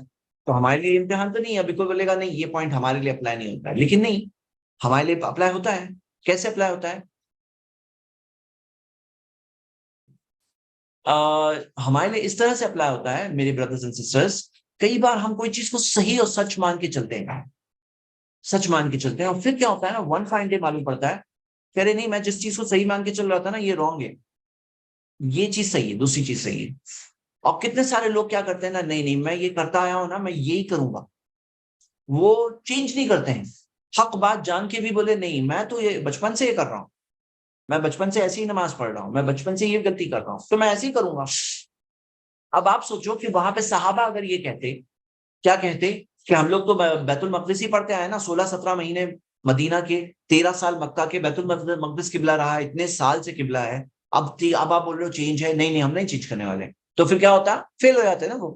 اللہ تعالیٰ نے کیا فرمایا دیکھیے آگے, وَإِن كَانَتْ لَكَبِيرَةً إِلَّا عَلَى الَّذِينَ هَدَى اللَّهُ, یقیناً یہ بڑی چیز تھی, یہ امتحان جو ہے نا بڑا امتحان تھا. آج ہم لوگ بیٹھ کے پڑھ رہے ہیں نا تو محسوس کر پا رہے ہیں آپ کیا کہ کتنا بڑا امتحان تھا. قبلہ بدل جانا بڑا امتحان ہے کہ نہیں ہے؟ وَإِن كَانَتْ لَكَبِيرَةً, اللہ تعالیٰ نے کہا یقیناً, لام تاکید ہے, یقیناً یہ بڑا امتحان تھا. إِلَّا عَلَى الَّذِينَ هَدَى اللَّهُ, سوائے ان لوگوں کے لیے جنہیں اللہ نے ہدایت دی. جنہیں اللہ ہدایت دیتا ہے نا ان کے لیے بڑی بات نہیں ہے. اللہ تعالیٰ روز چاہے قبلہ چینج کرے, ہم اللہ کے فرما بردار ہیں. ہاں, جسے اللہ ہدایت دے ان کے لیے بڑی چیز نہیں تھی. آپ یہ بات غور کریے, یہاں پہ ایک بات غور کریے کہ یہاں پہ صحابہ کے تعلق سے گواہی مل رہی ہے. کیوں؟ کیونکہ صحابہ نے قبلہ چینج کر دیا. ایسے چینج کیا, کس طرح سے چینج کیا, کئی حدیثیں ملتی ہیں. آپ دیکھو گے کہ صحابہ نماز پڑھ رہے تھے, ہاں, اور اس کے اندر میں 2 حدیثیں آپ کو بتاؤں گا. پہلی حدیث مشہور, مسجد قبلتین, اگر آپ میں سے جو لوگ گئے ہیں تو وہ لوگوں نے دیکھا ہوگا مسجد قبلتین آج تک موجود ہے. صحیح بخاری میں حدیث ہے, برا بن عازب بیان کرتے ہیں. اس حدیث میں آگے کے حصے میں آتا ہے کہ عصر کی نماز کے وقت پہ قبلہ چینج ہوا تھا, عصر کی نماز, اور کچھ لوگوں نے نبی صلی اللہ علیہ وسلم کے ساتھ پڑھی نماز اور قبلہ تبدیل ہو گیا تھا. اور وہ لوگ وہاں سے نکل کے گئے اور دوسری جگہ پہ جب پہنچے تو دیکھا وہاں پہ وہ لوگ پرانے قبلے کی طرف نماز پڑھ رہے ہیں. ایک مسلمان نے گواہی دی کہ میں گواہی دیتا ہوں کہ میں نے نبی صلی اللہ علیہ وسلم کے ساتھ نماز پڑھی اور قبلہ تبدیل ہو گیا ہے, مکہ ہو گیا ہے. حالت نماز میں ہی وہ لوگ قبلہ چینج کر دیا, انہوں نے وہاں پہ قبلہ چینج کر دیا. سبحان اللہ. اب دیکھیے ان کی فرما برداری کا جذبہ نماز کی حالت میں ہی. اور اس میں یہ بات کی بھی دلیل ملتی ہے کہ ایک راوی بھی کافی ہے. جیسے بعض لوگ کہتے ہیں کہ ہم احاد حدیث کو نہیں مانتے, جس میں ایک, احاد حدیث کا مطلب ایکچولی ایک نہیں ہوتا ہے, بلکہ احاد حدیث کا مطلب یار ہر لیول پہ کم سے کم 3 ہے تو مشہور کہیں گے, وہ خبر واحد جسے کہتے ہیں. احاد حدیث اس کے اندر 3 ہو اسے مشہور کہتے ہیں, 2 ہے تو عزیز ہے, 1 ہے تو غریب ہے, یہ سب کو احاد کہتے ہیں. یعنی جو بھی متواتر نہیں ہے وہ خبر واحد ہے. تو وہ لوگ بولتے ہیں ہم ایک راوی ہے نا اس لیے نہیں مانیں گے. ان کو معلوم نہیں ہے کہ ایک نہیں, کہیں ایک بھی ہوتا ہے, کچھ روایتوں میں 2 ہوتے ہیں, کچھ میں 3 ہوتے ہیں. لیکن سپوز کرو ایک ہے تو ایک کی بات بھی قبول ہوتی ہے. کیوں؟ کیونکہ اس ایک راوی کی بات ساروں نے قبول کر کے پورا قبلہ تبدیل کر دی ہے. فرما یعنی مانے کہ یہ گواہی دے رہا ہے تو یہ بات صحیح ہے, ایک مسلمان کی گواہی بھی کافی ہے. تو ہم یہ دیکھتے ہیں کہ مطلب یہ حدیث کے تعلق سے میں ایک رول وہاں پہ آ گیا, بتا رہا تھا. یہ ایک بڑا امتحان تھا اور صحابہ نے قبلہ چینج کیا. میں نے کہا آپ کو میں 2 حدیث سے بتاؤں گا, یہ پہلی حدیث تھی. دوسری ایک حدیث ہمیں ملتی ہے, وہ بھی صحیح بخاری صحیح مسلم دونوں میں ہے. اس حدیث میں آتا ہے کہ مسجد قباء جہاں تھی وہاں تک خبر نہیں پہنچی تھی. عبداللہ ابن عمر بتاتے ہیں مسجد قباء میں فجر کی نماز میں خبر پہنچی اور انہیں حکم دیا گیا کہ وہ قبلہ کی کعبہ چینج ہو گیا ہے, تو فجر کی نماز میں انہوں نے چینج کیا. تو اس میں امام ہم دیکھتے ہیں یہ بات امام ابن کثیر نے کہا ہے, وہ کہتے ہیں کہ اس سے یہ ثابت ہوتا ہے کہ جب ان کو بعد میں پتا چلا, کیونکہ عصر کی نماز پہ چینج ہوئی تھی, قبلہ چینج ہوا تھا, وہ لوگوں نے عصر مغرب عشاء یہ تینوں نمازیں بیت المقدس کی طرف ہی پڑھے, ان کو معلوم ہی نہیں پڑا قباء والوں, وہاں تک خبر پہنچنے میں ٹائم لگا. تو جب وہاں پہ ان کو پتا چلا, اس سے پتا ہی چلا کہ جب خبر آتی ہے تب جا کے وہ چیز لازم ہوتی ہے, یعنی کوئی منسوخ کی بات ہے, اگر پتہ ہی نہیں ہے تو پھر اس کے اندر رخصت ہے, اس کے اندر معاف ہے, لیکن جب پتا ہوتا ہے وہاں سے وہ بات لازم آتی ہے. اب یہاں پہ ایک سوال آیا اس زمانے میں, ہاں اس زمانے میں ایک سوال آیا, کیا سوال تھا میں آپ کو بتانا چاہتا ہوں, اور حدیث اس بارے میں. جی اس کے آگے جو دیا ہوا ہے نا حصہ, سوال یہ آیا, یہ حدیث موجود ہے, ایگزیکٹ مجھے سورس نہیں پتا ہے بٹ اوتھینٹک حدیث ہے, شاید بخاری کے اندر. یہ حدیث کے اندر آتا ہے کہ لوگوں کے ذہن میں سوال یہ آیا کہ ہمارے جو پچھلے لوگ جن کا انتقال ہو گیا, جو مسلمان پچھلے قبلے کی طرف یعنی جیروسلم کی طرف پڑھ پڑھ کے اسی میں انتقال ہو گیا, وہ لوگ کعبہ کی طرف انہوں نے نماز ہی نہیں پڑھے, ان کا کیا؟ اور ایک سوال آیا کہ ہم نے جو پچھلی نمازیں جو جیروسلم کی طرف پڑھے وہ نمازوں کا کیا؟ تو اللہ تعالیٰ نے جواب دیا اسی آیت میں, جو آیت آپ آگے کا حصہ دیکھ رہے ہیں, وَمَا كَانَ اللَّهُ لِيُضِيعَ إِيمَانَكُمْ, لاسٹ لائن دیکھیے, وَمَا كَانَ اللَّهُ لِيُضِيعَ إِيمَانَكُمْ, اللہ تمہارے ایمان کو ضائع نہیں کرے گا. مطلب جو تمہارا ایمان ہے نا, جو تم نے نماز پڑھے نا, ایمان نماز کو ایمان کہا گیا ہے, نماز کو ضائع نہیں کرے گا یہ نہیں کہا گیا. اللہ تمہارے ایمان کو ضائع نہیں کرے گا, جو تم نے نماز پڑھے, جو ایمان کے ساتھ جو نماز پڑھے, وہ اللہ تعالیٰ تمہاری وہ ایمان کو ضائع نہیں کرے گا. تمہارا ایمان تھا وہ نماز ایمان کا کیا ہے, ایمان کا عملی نمونہ ہے. اسی وجہ سے یاد رکھیے کہ ایمان کے اندر عمل شامل ہے, عمل کے اندر ایمان شامل ہے. جہاں کہیں ایمان کا ذکر آتا ہے نا تو ساتھ میں اس میں عمل انڈرسٹوڈ ہے. ایمان کا ڈیمانڈ ہے عمل, اگر تم عمل نہیں کر رہے ہو تو تمہارے پاس ریئل ایمان نہیں ہے, کیونکہ ایمان ہے تو تمہاری باڈی وہ ظاہر کرے گی ایمان کو. تو یہاں پہ نماز کو ایمان کہا گیا, اللہ تمہارے ایمان کو ضائع نہیں کرے گا. کتنی پیاری بات ہے, ان اللہ بالناس لرؤوف الرحیم, اللہ تعالیٰ ان لوگوں کے ساتھ لرؤوف الرحیم, شفقت کرنے والا اور رحم کرنے والا ہے, ہاں رحم کرنے والا ہے. تو یاد رکھیے آپ کو شریعت میں, اسلام میں آپ کو یہ بات ملے گی, ہر جگہ پہ اللہ تعالیٰ کی شفقت دکھائی دے گی, اللہ تعالیٰ کا رحم دکھائی دے گا, آپ کو ہر جگہ پہ دکھائی دے گا. یہاں بھی دکھائی دے رہا ہے کہ اللہ تمہارے ایمان کو ضائع نہیں کرے گا. کتنی بیوٹیفل بات ہے کہ وہ ایمان کے ساتھ نماز پڑھ رہے تھے, تھوڑی یاد تمہارے ایمان کو اللہ ضائع کرے گا کہ وہ پچھلے قبلہ کے ساتھ گئے, ابھی بس سٹارٹ کرو زیرو سے, ایسے نہیں کہا جا رہا ہے. اللہ تمہارے وہ ایمان کو ضائع نہیں کرے. تو یہ آیت سے ہم بہت ساری چیزیں سیکھ رہے ہیں. پہلی بات کیا سیکھے کہ امت کا مقام دکھا, امت وسطیٰ کہا گیا ہے, بہت اچھا مقام, بہت خوبصورت مقام, بیسٹ امت کہا گیا ہے. اور پھر ذمہ داری دی گئی ہے شہداء علی الناس, لوگوں پر گواہ, وَيَكُونَ الرَّسُولُ عَلَيْكُمْ شَهِيدًا, رسول تم پر گواہ ہے, رسول صلی اللہ علیہ وسلم ہم پر گواہ ہیں, ہم لوگوں پہ گواہ ہے. وَمَا جَعَلْنَا الْقِبْلَةَ الَّتِي كُنْتَ عَلَيْهَا إِلَّا لِنَعْلَمَ مَن يَتَّبِعُ الرَّسُولَ مِمَّن يَنقَلِبُ عَلَىٰ عَقِبَيْهِ. یہ پچھلا قبلہ اللہ تعالیٰ نے صرف, اللہ تعالیٰ نے فرمایا ہم نے پچھلے قبلے کو صرف اس وجہ سے متعین کیا تھا تاکہ ہم آزما لیں کہ کون رسول کی پیروی کرتا ہے اور کون ایڑیوں تلے پلٹ جاتا ہے. اور پھر اللہ تعالیٰ نے فرمایا ان کانت لکبیرۃ وان کانت لکبیرۃ, یہ یقیناً مشکل امتحان تھا, الا علی الذین ھدی اللہ, سوا ان کے لیے جنہیں اللہ تعالیٰ نے ہدایت دی. وما کان اللہ لیضیع ایمانکم ان اللہ بالناس لرؤوف رحیم. بہت ساری باتیں نا کہ یہ اللہ کے کلام کی سٹائل ہے, ہاں. اور یہاں پر ہم شاید فرسٹ پارہ ختم کر چکے ہیں, سیکنڈ جز میں آ گئے. کذالک,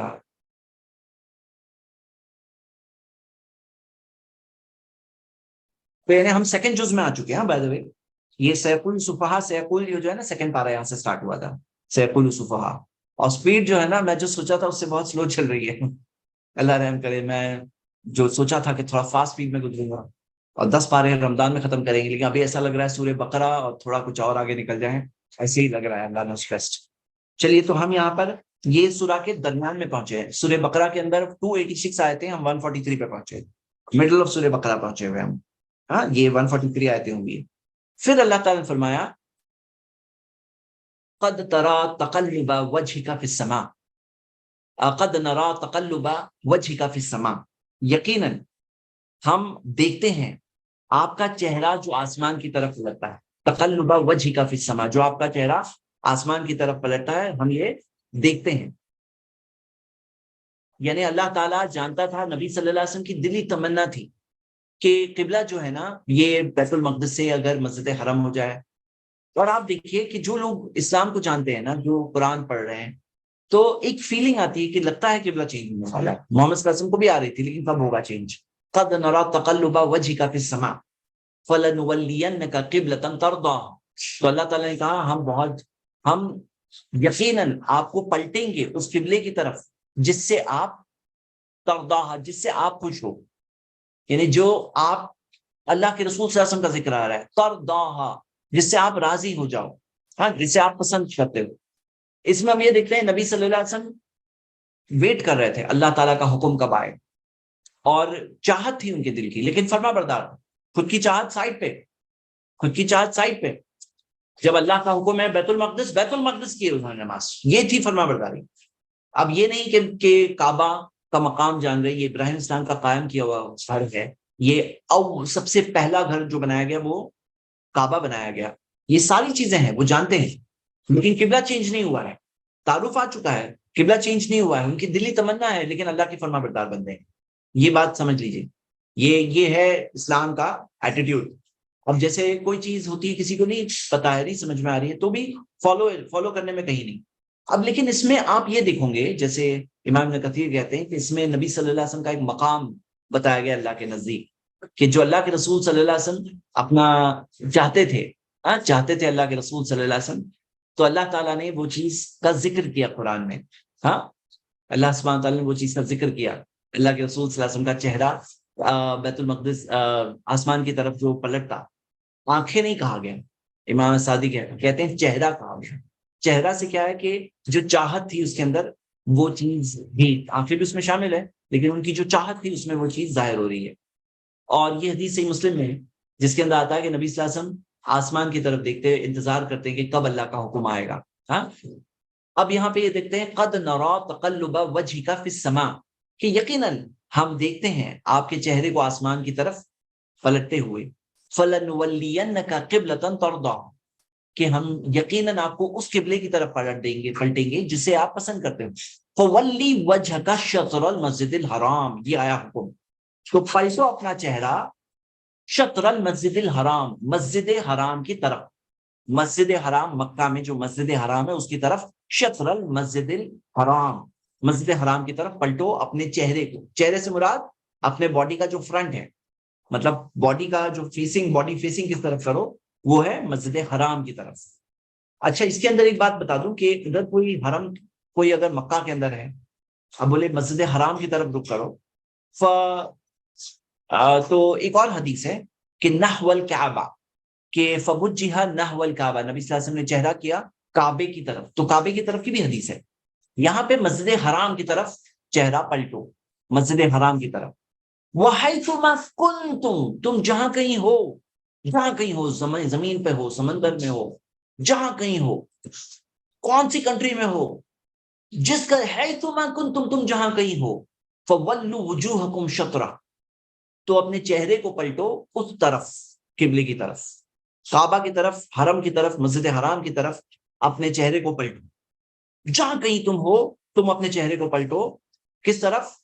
فَوَلُّوا وُجُوهَكُمْ شَطْرَهُ وَإِنَّ الَّذِينَ أُوتُوا الْكِتَابَ، یقیناً وہ لوگ جنہیں کتاب دی گئی، لَيَعْلَمُونَ أَنَّهُ الْحَقُّ مِنْ رَبِّهِمْ، وہ یقیناً جانتے ہیں کہ یہ حق ہے ان کے رب کی طرف سے، ان کے رب کی طرف سے حق ہے، وہ یہ بات کو جانتے ہیں. وَمَا اللَّهُ بِغَافِلٍ عَمَّا يَعْمَلُونَ، اور اللہ تعالیٰ جو وہ کرتے ہیں اس چیز کے تعلق سے اللہ غافل نہیں ہے. مطلب جو چیز وہ کرتے ہیں، جس طرح سے وہ چھپاتے ہیں.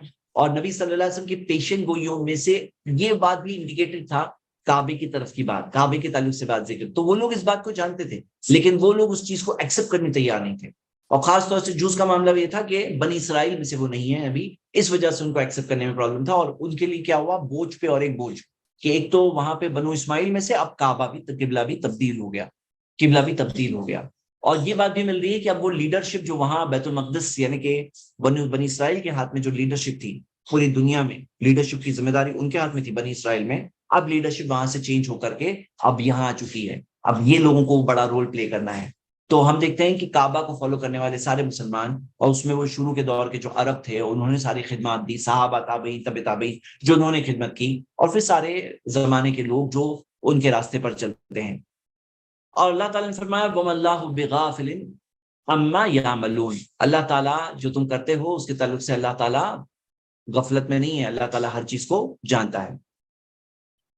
آگے اللہ تعالیٰ نے فرمایا آیت نمبر 145، یہ لاسٹ آیت پڑھ کے ہم ختم کریں گے آج، رکیں گے آج۔ وَلَئِنْ أَتَيْتَ الَّذِينَ أُوتُوا الْكِتَابَ بِكُلِّ آیَةٍ، اگر آپ لے آؤ اہل کتاب کے پاس جنہیں کتاب دی گئی، ان کے پاس بِكُلِّ آیَةٍ سب کے سب آیتیں لے آؤ، مَا تَبِعُوا قِبْلَتَكَ، وہ آپ کے قبلے پہ نہیں چلیں گے، سب کے سب آیتیں لے کے آؤ، سب کے سب پروفس لے کے آؤ، وہ آپ کے قبلے پہ نہیں چلیں گے۔ اب یہاں پہ یہ بات جو دی گئی ہے، جیسے اس کے اندر ایک اور آیت ہے سورہ یونس کی، اس طرح کی اور آیتیں بھی قرآن میں، سورہ یونس کی آیت نمبر 96 97، ان الذین حقت علیہم کلمۃ ربک لا یؤمنون، یقیناً وہ لوگ جن پر تمہارے رب کا فیصلہ آ چکا ہے، حقت لازم ہو چکا ہے، یعنی کہ جن پہ سزا آنے والی ہے، لا یؤمنون وہ ایمان نہیں لائیں گے، یعنی جو کفر کے انتہا تک اس طرح سے چلے آتے ہیں، انکار کرتے کرتے کرتے، تو حقت علیہم کلمۃ ربک، جن پر اللہ کے عذاب کی بات نافذ ہونے والی ہے، فیصلہ آ چکا ہے، وَلَوْ جَاءَتْهُمْ كُلُّ آیَةٍ حَتَّى يَرَوْا الْعَذَابَ الْأَلِيمَ، یہاں تک کہ آپ ساری کی ساری آیتیں لے آؤ، یہاں تک کہ وہ عذاب علیم کو نہ دیکھ لیں، تب تک وہ ایمان نہیں لانے والے۔ اللہ تعالیٰ کا عذاب علیم کو دیکھ لیں تب تو لانے والے ہیں، اس کو کون انکار کرے گا؟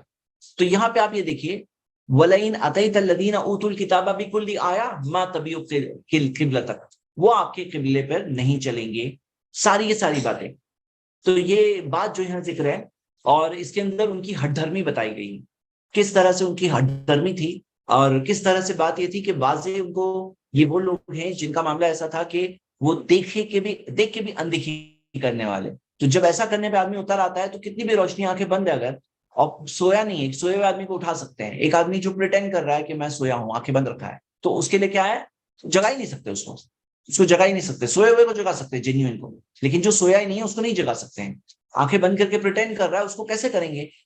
تو آگے اللہ تعالیٰ نے فرمایا اس کے آگے وَمَا أَنْتَ بِتَابِعٍ قِبْلَتَهُمْ، آپ بھی ان کے قبلے پر نہیں چلو گے، کیوں نہیں چلو گے؟ فرما برداری میں، ان کا معاملہ کیوں؟ خواہشات پیروی، وہ خواہشات پیروی کی وجہ سے آپ کے قبلہ پہ نہیں چلیں گے، آپ ان کے قبلے پہ کیوں نہیں چلیں گے؟ کیونکہ آپ اللہ کے حکموں میں کمپرومائز نہیں کرتے، آپ کو یہ سکھایا گیا۔ یہاں پہ یہ بات جو اللہ کے رسول صلی اللہ علیہ وسلم کے تعلق سے کہی گئی، وَمَا أَنْتَ بِتَابِعٍ قِبْلَتَهُمْ، یعنی جو نبی صلی اللہ علیہ وسلم کا فرما برداری کا جذبہ، اور یہی جذبہ ہمیں سکھایا گیا، ساری امت کو یہی جذبہ سکھایا گیا کہ ان کے قبلے پر نہیں چلنا ہے۔ مطلب اس کے اندر جہاں پہ ریلیجن کی باتیں جو ہوتے ہیں نا، سرب دھرم صحیح، سب راستے ہیں، سب راستے ایک ہی طرف جا رہے ہیں، ایک ہی طرف جا رہے ہیں۔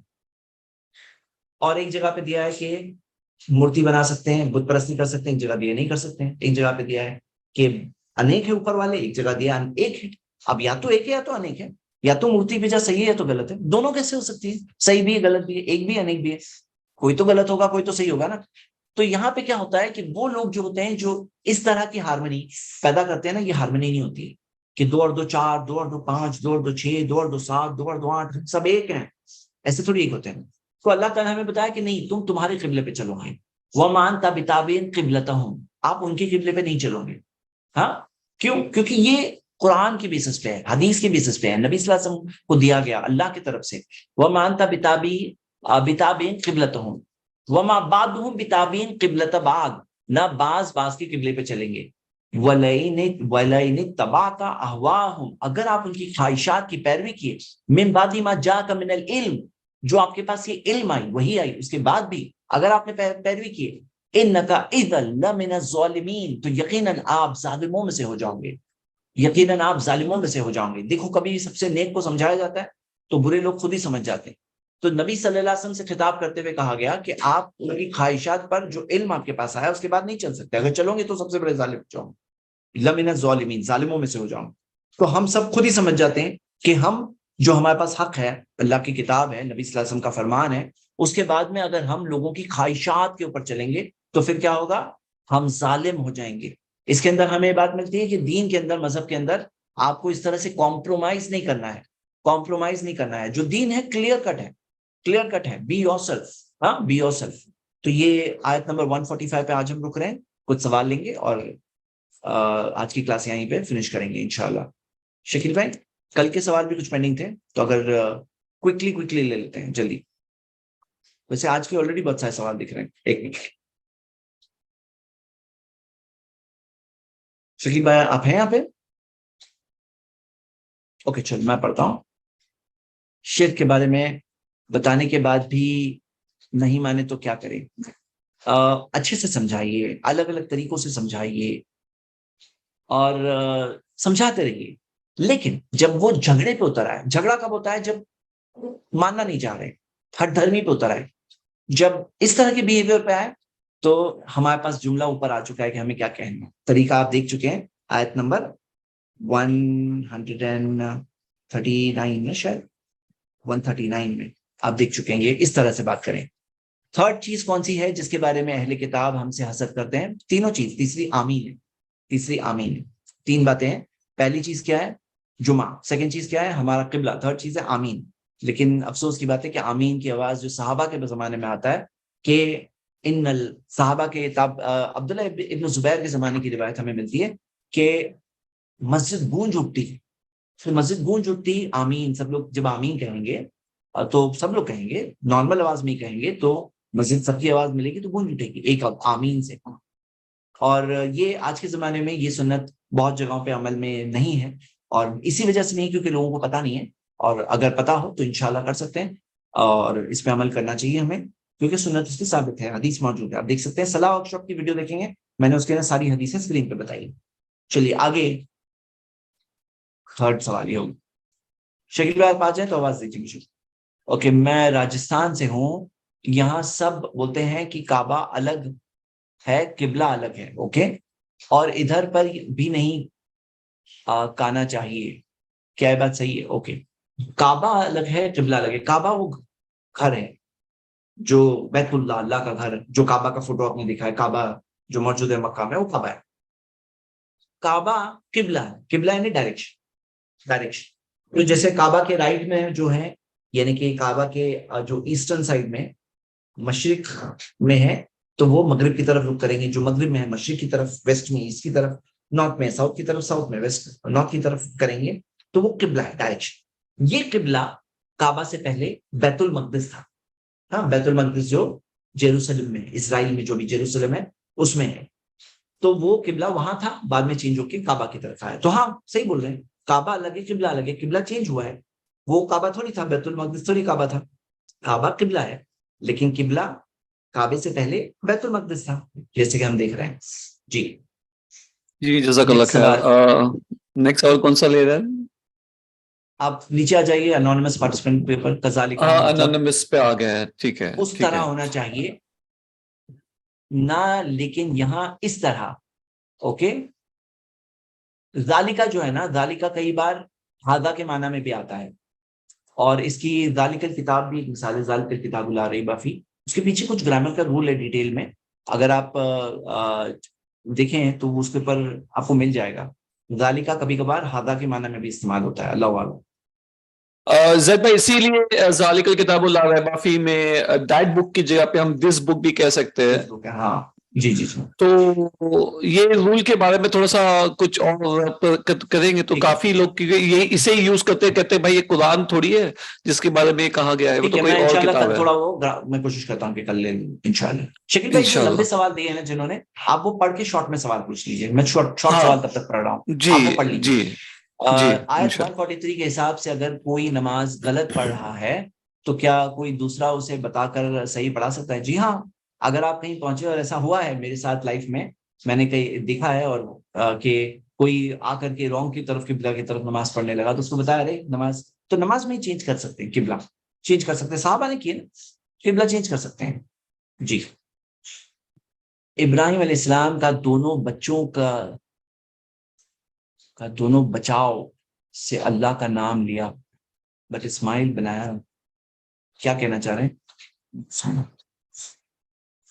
مجھے سوال سمجھ میں نہیں آیا. چلیے نیچے, اگر کوئی ڈائبٹک پیشنٹ ہے اور اسی لیے روزہ رکھتے ہیں, بھوک برداشت نہیں رکھتے ہیں, بھوک برداشت نہیں ہوتی, تو کیا وہ ایک روزے کو افطار کراتے ہیں یا کھانا کھلاتے ہیں, تو کیا یہ ایکسیپٹڈ ہے؟ دیکھیے ایک سمپل بات ہے کہ اگر ڈاکٹر بولتا ہے ڈائبٹیز XYZ کون سی بیماری، میں اس کی ڈیٹیل میں نہیں جا رہا ہوں، رول یہ ہے کہ اگر معتبر ڈاکٹر کہہ رہا ہے کہ اگر یہ روزہ رکھیں گے اور تو ان کے لیے پرابلم ہوگا. دیکھیے پرابلم میں بھی ٹائپس ہوتے ہیں. ایک ہوتا ہے کہ بیماری بڑھ جائے گی، ہاں بیماری بڑھ جائے گی، اور ایک ہوتا ہے کہ تکلیف بھی بڑھ گئی، بیماری بھی بڑھ گئی، تکلیف بھی بڑھ گئی، بیماری بھی بڑھ گئی. تو اس کے اندر بات یہ ہے کہ اگر وہ چیز بڑھ رہی ہے تو پھر نہیں کر سکتے ہیں. لیکن جیسے آپ مینشن کر رہے ہیں کہ کیس ٹو کیس یہ ڈفر ہوگا، لوگوں کے اندر کیس ٹو کیس ڈفرنٹ ہوتا ہے، ایک رول سب کے اوپر نہیں بول سکتے ہیں. اگر کسی کا ایسا معاملہ ہے کہ ان کو تکلیف ہوگی بھوک برداشت کرنے میں، دیکھیے یاد رکھیے برداشت کرنے میں ایک بات یاد رکھیے، تھوڑے دن میں آدمی کوشش کرتا ہے نا تو کر لیتا ہے. جو آج مشکل ہے وہ کل آسان ہے، اس سے پرسوں اس سے آسان ہے، ترسوں اس سے آسان ہے. لیکن کیا نقصان ہوگا نہیں ہوگا وہ اصل بات ہے. اگر وہ اس طرح سے بھوک برداشت کریں گے تو کیا ان کی طبیعت خراب ہو جائے گی؟ کیا ان کا کیا لیول کم ہو جائے گا؟ تکلیف تو ہے، تکلیف کو برداشت کرنے ہمیں سکھایا گیا ہے. لیکن اگر ان کی تکلیف، اگر ان کے لیے ایسا معاملہ ہے کہ ان کی طبیعت بیماری وہ ہونے والی ہے، تو اس سچویشن میں بیماری بڑھنے والی ہے، تو اس سچویشن کے اندر تو ان کے لیے روزہ رکھنا حرام ہے. اگر بیماری بڑھنے والی ہے تو حرام ہے، منع ہے. اس کے بارے میں ہم نے شیخ ابن عثیمین کا فتویٰ دیکھا تھا، انہوں نے ساری کنڈیشنز بتائی تھی. رمضان ورک شاپ میں ہم نے یہ چیز ڈیٹیل دیکھی تھی. تو ایک سچویشن یہ ہے کہ بیماری بڑھنے والی، ایک ہے کہ بیماری تو بڑھنے والی نہیں ہے لیکن تکلیف ہونے والی ہے. تو اس سچویشن میں آپ ڈاکٹر اوپینین لیجئے، اور ڈاکٹر اوپینین لے کر کریے کہ اگر تکلیف ہے لیکن بیماری نہیں بڑھنے والی ہے تو پھر کیا؟ تو پھر اس سچویشن میں رکھ بھی سکتے ہیں اور نہیں بھی رکھ سکتے ہیں، شاید ایسا آپشن ہے. آپ ذرا اس کو چیک کر لیجئے ڈاکٹر سے پہلے. جی شکیبہ آپ نے پڑھ لیے 2-3 بڑے سوال جو تھے؟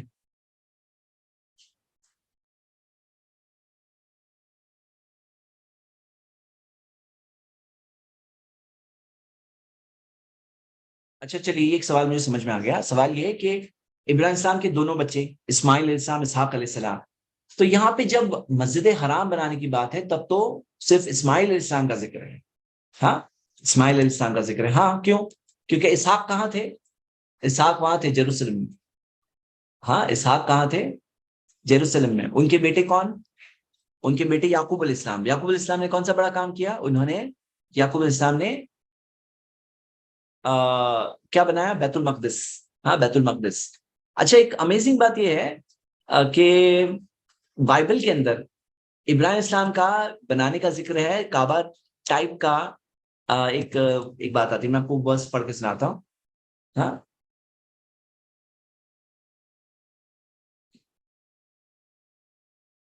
جی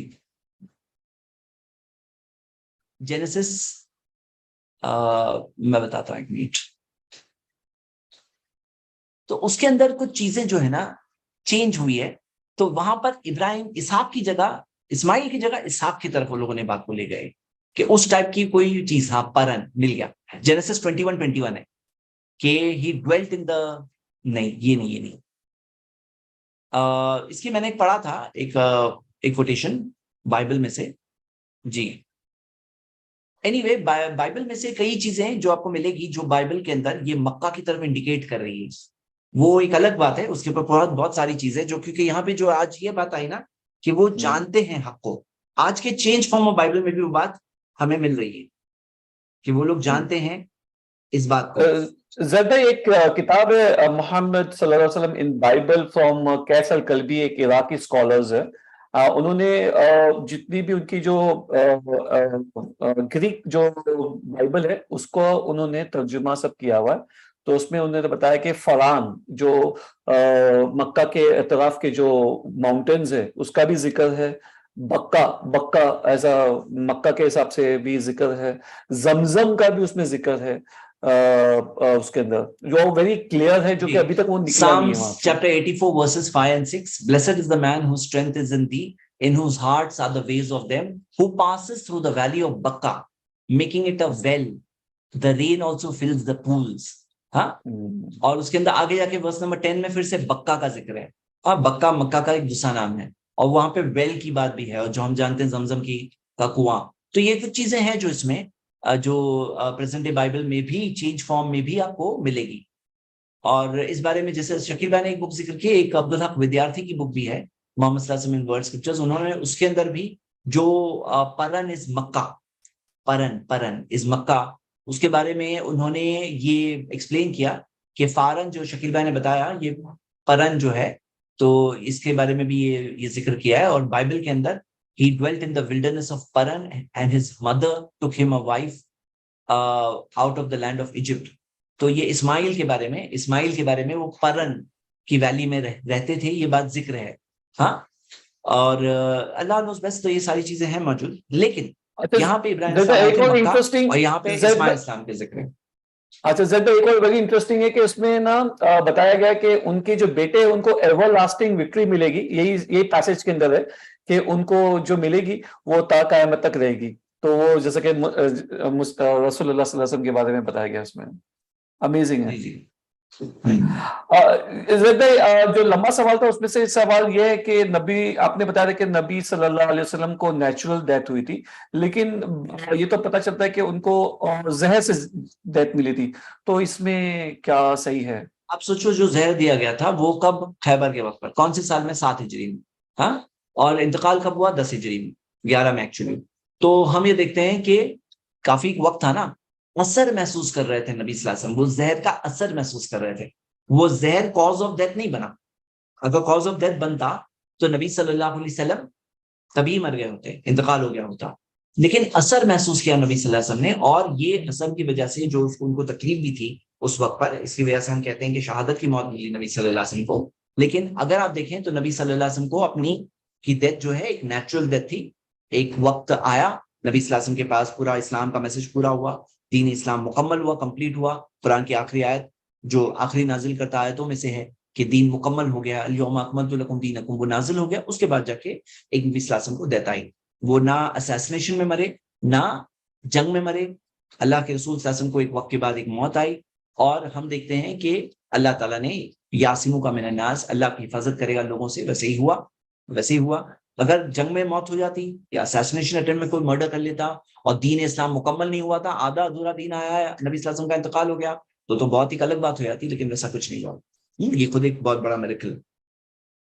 ڈیتھ کی بات کریں تو زید بھائی یہ کہا جاتا ہے کہ مطلب یہ بھی آیا ہے حدیثوں میں کہ جب مومن کی ڈیتھ ہوتی ہے تو وہ بہت روح ایک دم ایزیلی نکالی جاتی ہے, اور ایک کافر کی ہوتی ہے تو اسے کھینچتان کی, جیسے کہ وہ کانٹوں میں جگڑا ہوا کوٹون کا بال. ٹھیک ہے, جو لیکن عین رسول وقت اللہ روح نکلنے کی بات ہے, ہاں وہ تو بات رسول کب کی اللہ ہے, عین وقت روح نکلنے کی بات. تو رسول جی اللہ صلی اللہ علیہ وسلم کہتے کہ تو وہ تو بہت تکلیف میں تھے, تو لوگ کہتے کہ بھئی یہ تکلیف میں تھے تو یہ ایسا کیسا, ان کو تو بہت تکلیف ہوئی. جو مومن جی ہوتا ہے ان کی تو روح بہت آسانی سے نکل جاتی ہے. جی, تو وہ عین روح نکلنے کی وقت کی بات ہے. باقی اس سے پہلے جو نبی صلی اللہ علیہ وسلم کو تکلیف تھی, اس سے کیا ہوتا ہے, ہمیں بتایا گیا کہ جب تکلیف پہ مومن صبر کرتا ہے تو درجات بلند ہوتے ہیں. ان عظم الجزائی ما عظم البلائی, بڑا بدلہ بڑی آزمائش کی بات ہے. نبی صلی اللہ علیہ وسلم نے کلیئرلی بتایا سب سے مشکل امتحان اللہ نے لیا نبیوں کا. ہاں, سب سے مشکل امتحان لیا اللہ کے رسول اللہ نے, تو نبیوں کا لیا, پھر ان جیسے لوگوں کا, تو ہمیں یہ بات ملتی ہے. پینڈنگ کوشچن بعوداتن فما فوقا, اس کے بارے میں چھوٹا ہے کہ بڑا ہے کہ سیم ہے کیا؟ مچھر.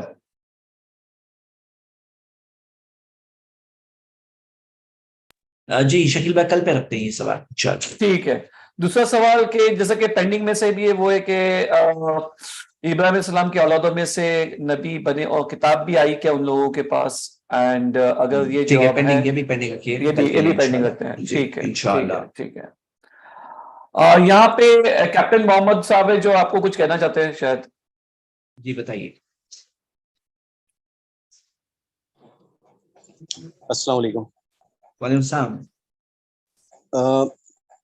آپ نے ابھی مرنے کے بارے میں بات کی ہے, جی تو اسی سے ریلیٹڈ ایک سوال تھا ذہن میں. جیسے کہ ہمارے قریبی ایک رشتہ دار ہیں جو ہم جانتے ہیں کہ بہت زیادہ ریلیجن میں نہیں تھے, اور کچھ جس کو ہم بدعت کہتے ہیں اس طریقے کی چیزوں میں بھی وہ تھے, اور لیکن ابھی ان کا انتقال جو ہے وہ رمضان میں بھی پچھلے جمعہ کو ہی ہوا ہے, اور وہ بھی جمعہ کی نماز کے بعد میں, حالانکہ وہ نماز نہیں پڑھ سکے بیماری کی وجہ سے.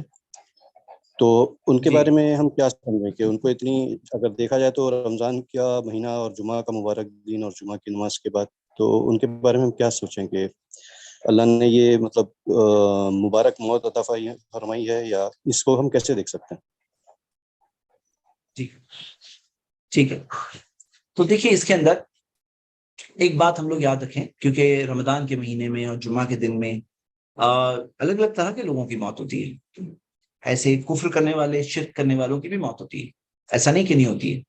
ہاں، تو یہاں پہ ایک بہت امپورٹنٹ بات کیا ہے کہ وہ چیز سیکنڈری ہے موت قبول. پہلی چیز عقیدہ دکھایا ہے. اگر صحیح عقیدے والا ہے تو بھی اس کے اندر ایمان میں، عمل میں افضل تھا کہ نہیں تھا، افضلیت ہے تھی نہیں تھی، تو یہ بات تبھی اس کے بعد دکھی جائے گی.